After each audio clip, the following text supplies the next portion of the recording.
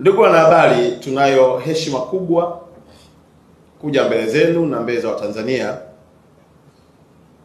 na itakumbukwa tarehe 16 ya mnamo mwezi wa kwanza,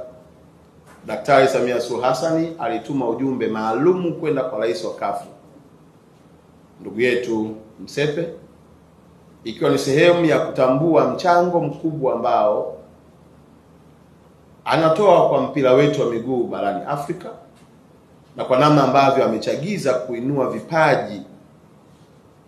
na kuleta amani katika bara letu la Afrika kwa vijana wetu kushiriki mashindano haya ya CAF.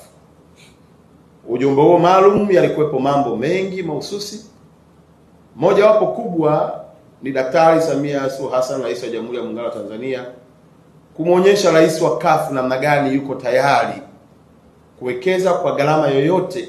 kuhakikisha kwamba Tanzania ina image kwa giant of football Africa na ikiwezekana duniani.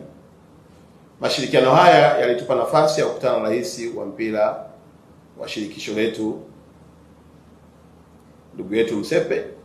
na aliopokea ujumbe wa Daktari Samia kwa uzito mkubwa. Miongoni mwa mambo ambayo tulijadiliana ni pamoja na kuomba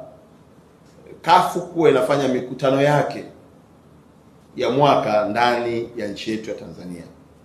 Hii inatupa fursa kubwa, kwanza kuona maendeleo na uwekezaji mkubwa ambao Daktari Samia anaofanya,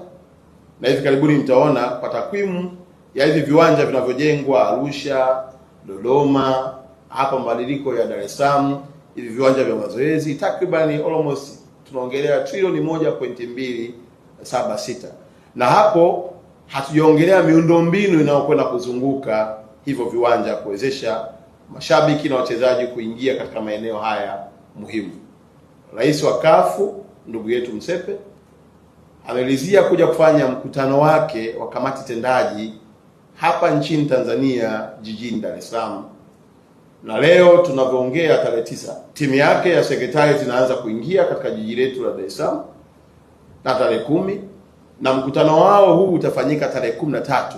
hapa jijini Dar es Salaam katika ukumbi wa Hayati. Tumeona tuwape habari hizi njema kwa sababu ni fursa kubwa,